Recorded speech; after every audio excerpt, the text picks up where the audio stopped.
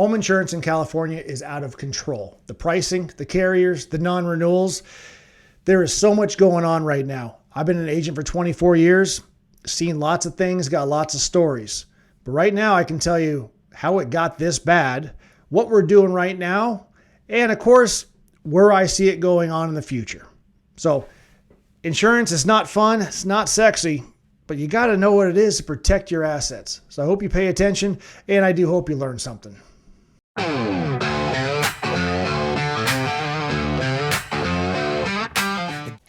I started my insurance career in 2001. Okay. I was with a captive company. If you don't know what that is, that basically just says there is one carrier that I work for and I sell policies only for that carrier.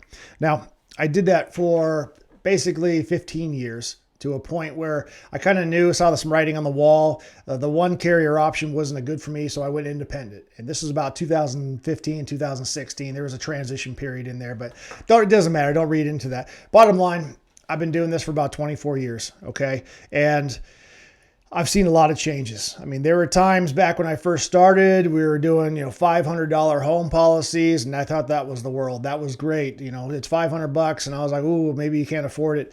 Now, fast forward to 2025, I'm writing policies for $5,000, and it's the same policy, it's the same coverage, but it's $5,000 now, and it really actually breaks my heart, the fact that costs are just so out of control. I mean, I got clients calling me every day saying, I can't afford this. What can we do? And they're dropping coverage, raising deductibles, just trying to find any way they can to afford the insurance. And a lot of people that have paid off their homes that are retired are just going without insurance now. And it's a bad situation.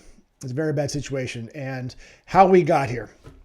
So how we got here is, and I look back from all the years, there's obviously inflation. Insurance usually just typically goes up in price. Okay, let's just take that off the table. That's your normal everyday thing. It just rises, okay, with the cost of goods and all that. But I look back 2018 when the Paradise fires hit. So in Northern California, if you remember those fires, I think the death toll was about 85 people. I mean, it was an entire community, entire town just wiped out.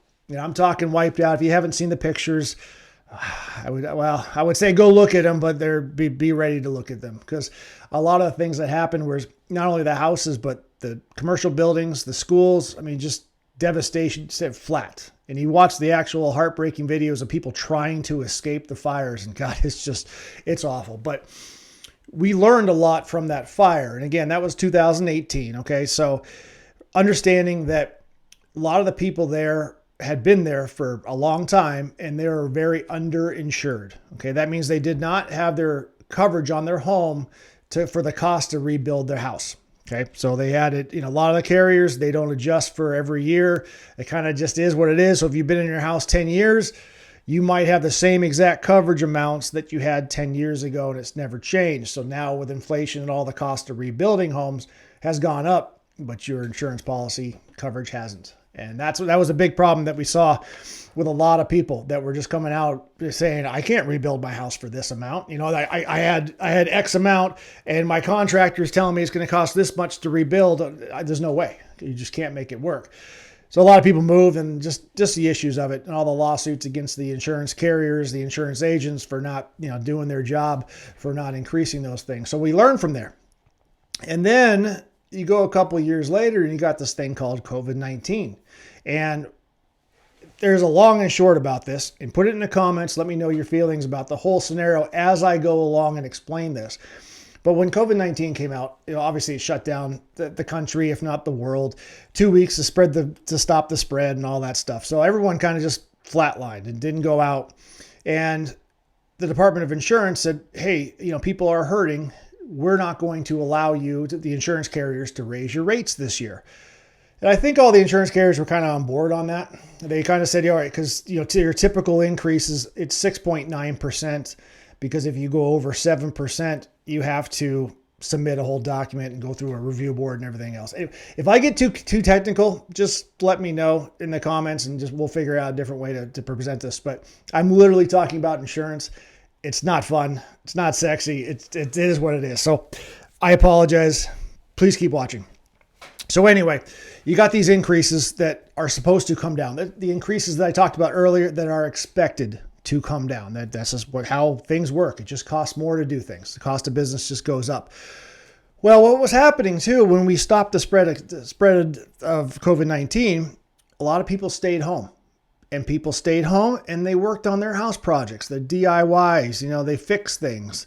But when they were fixing things, they were doing things that maybe they shouldn't have been doing just because they didn't know any better.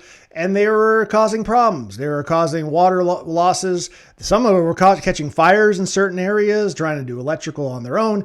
I mean, there's all kinds of horror stories about people that were just trying to fix their home on a normal thing because they had time off work. And this is the first time they could get to that job. And they're causing problems at home.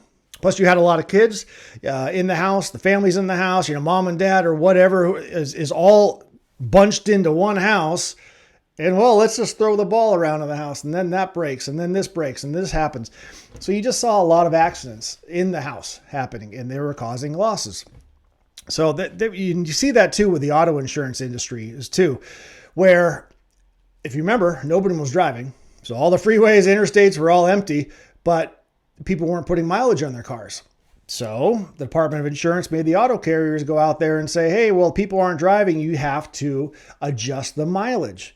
And they send out seminars, or they send out flyers and things and surveys to say, hey, how many miles you're driving. They change it. They actually had to give out refunds as well. So auto insurance carriers had to send out refunds because people weren't driving what they normally would have been driving, the average.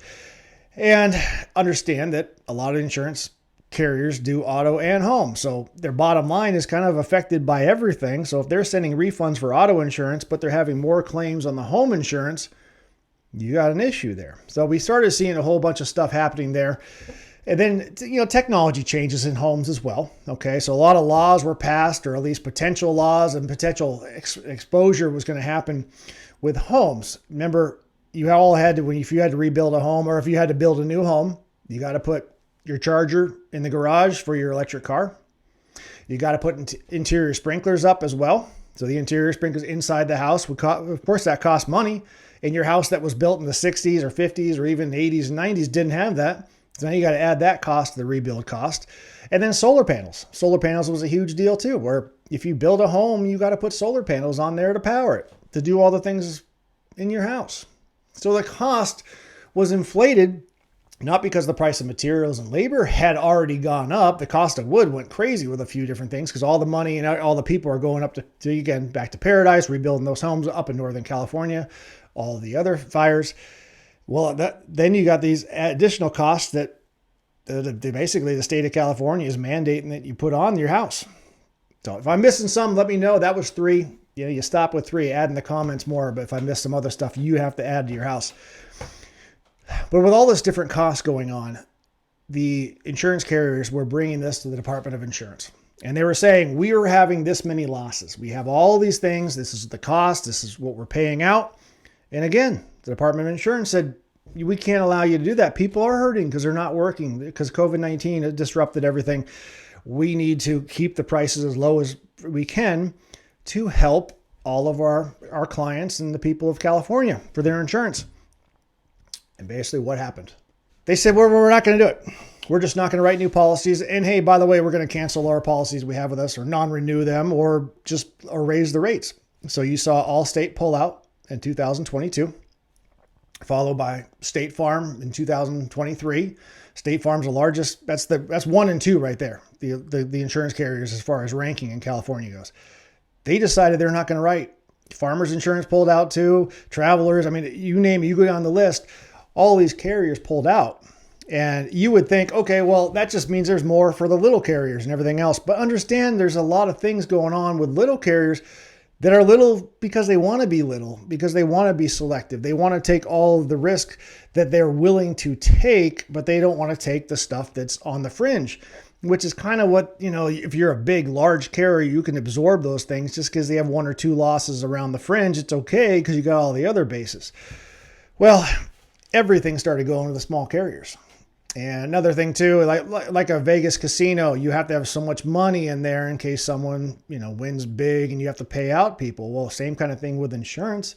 They have to have enough money to take care of rebuilding homes and rebuilding people's lives after a loss. And if they don't have that much in reserves, Therefore, you just can't pay it out. And then you can't take more business. And you got to shut down anyway. So we're seeing this domino effect of the big guys going, they're going out, little guy goes out, medium-sized guy goes out, medium-sized goes, oh, now we're down to basically nothing. One other issue that people don't really know about is the thing called reinsurance. So understand the insurance companies are also insured by other larger companies. Okay, so reinsurance. And another thing the Paradise Fires did was it triggered a lot of these carriers to basically, let's just put it easy guys. They just ran out of money. And so it triggered the reinsurance program to come back down so they could pay out the rest of their claims. Well, reinsurance is adjusted every 5 years, depending on how many claims a carrier has. Okay. And what happened was when that got triggered from the Paradise Fires in 2018, guess what? Years later, when they had to reevaluate the cost that the reinsurance companies were going to charge the insurance carriers of California, they raised their rates. So we're seeing those effects going into the insurance carriers that you know of, because you probably don't know a whole lot of other reinsurance companies out there, but they're very large. They do a lot of different things.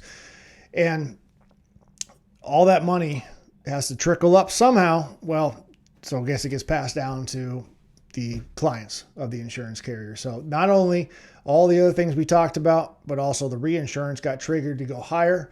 And now the insurance companies that you know of are paying more money to reinsurance so that they can insure themselves.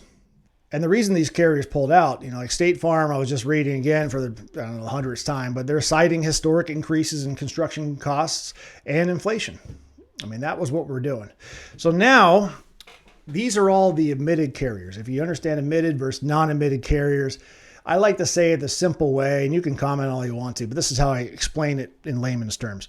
The admitted carriers play by the rules of the Department of Insurance in the state of California. Okay, they are mandated. They say this is how we're going to do it, so they do it. All of those are the carriers, the ones that pulled out. Now, the surplus lines carriers are the ones that can essentially do whatever they want to. Okay, you have to sign a form saying it's okay, and you understand that they are a non-admitted carrier, but they still have the money, but they can do whatever they want to whenever they want to. So if they want to cancel your policy or raise the price, double, triple the amount, they don't have to go in front of the Department of Insurance and say, hey, is it okay if we do this? They don't have to. They can do whatever they want to, as opposed to that 6.9 increase that I talked about a minute ago. They just don't have that for surplus lines. So if you're admitted, you got to abide by the rules. Non-admitted, you can basically do whatever you want to. I'm not saying that they're bad carriers. I sell them all the time, but they're just non-admitted. So just be aware of where they're at with that. Then the California Fair Plan is set up. Okay, the California Fair Plan originally, now understand it is a private company. A lot of people think it's the California government. They think it's a state-run program. It's mandated by the state, but it's a private company. Okay, so don't confuse that. A lot of people say, a lot of people say a lot of things. But anyway, they are a private company, but they're mandated by the state of California. And the way the California Fair Plan was set up and designed, it was for all the houses in California that are kind of on the fringe. Those in the forest and those one-shot off homes that are in the middle of the mountain, in the desert, the top of the hill, beautiful view, but burns down every 10 years. It was for those homes. That's what it was for, okay? And the way it works, where they get their money from, is they get all of the admitted carriers we just talked about, your State Farms, Allstates, your Farmers. They pool their money together. And then if there's no losses, then those carriers get their money back. It's an investment. If they lose, then those insurance carriers have to pay that a certain amount of money that's in the pot, or they lose the money. So that's what the Fair Plan was. Now, I would say probably a couple of years back, 4 or 5 years ago, I was writing the policies, but again, it was just for the fringe ones. Now, and I hate to say this, but I don't know of any carrier right now that's not writing, or that is writing fire coverage. Okay. Maybe there's out there. Put it in the comments. Let me know. I don't know. None of the carriers that I can write as an independent agent that I have agreement with or a contract with can write fire insurance other than the Fair Plan. It's hard for me to say nobody's doing it, because I'm sure there's somebody, but that's where we're at right now. Okay. So the Fair Plan now is getting a whole bunch of business. They went through some major growing pains. We would have to call for questions and that kind of thing. We literally would sit on the phone for 45 minutes to an hour before someone picked up. And I'm talking, we would call, if they opened at 8 a.m., we called at 8, a couple seconds after 8 a.m. trying to get that call, just like every other agent. And so they just didn't have enough people. They didn't have people to process it. Thankfully, they've caught up. They've actually done a really good job right now. Actually, you can call in after a couple rings and a couple prompts. It goes right to a person, which is really, really nice. So kudos to California Fair Plan for finding that need. But they had some other issues. They tried to change their website and different systems for the quoting and things, and that caused a lot of problems. But they've gotten it straightened out. So anyway, that's kind of the California Fair Plan in a nutshell. If I'm missing something, put it in the comments. Although I admit I'm missing a lot of things. I'm trying to keep this as fun as possible. All right. Then we just had the Los Angeles fires.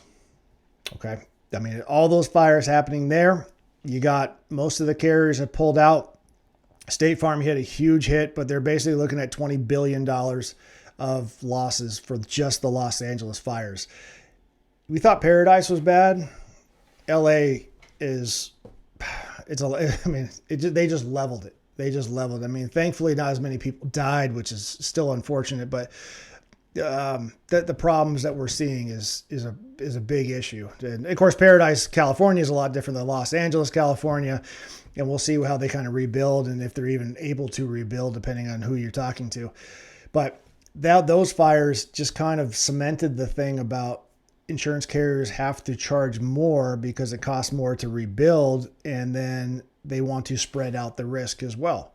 So they don't want every home. You would think, you're trying to sell something. If you're selling a product, you're going to sell it to everybody that's around you, your family and friends first, and do all these things. Insurance carriers want a house here and they want a house over there. And they want one around the corner and then down the, all in different areas, but they don't want to do a row. And what we're seeing is a lot of the agents like myself, and I had a niche market. We would sell all these homes, the whole neighborhood. We've had the whole neighborhood. And we thought, wow, this is great. Like all 5 homes in a row, I insure all 5 of those. Well, guess what? All 5 of those homes got burnt down. And now that insurance carrier is on the hook for all of that money that the agent put them on. So understand, they want to spread their risk. They don't want to have it on one thing. And that's what we're running into. And so the Fair Plan had to come out and say, hey, we need an extra $1 billion. So the admitted carriers that we talked about, the percentage of the homeowners insurance thing that they had. Okay. So I think State Farm was 23%. I'm going off cuff, but State Farm was like 23%. So they had to basically pay $233 million to equal up to the $1 billion that is needed.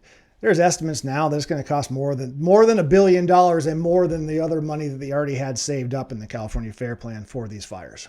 So that's where we're at. You have all of the carriers paying all their money. Now the admitted carriers are being pulled, so they have to now fund the California Fair Plan even more than they had to before.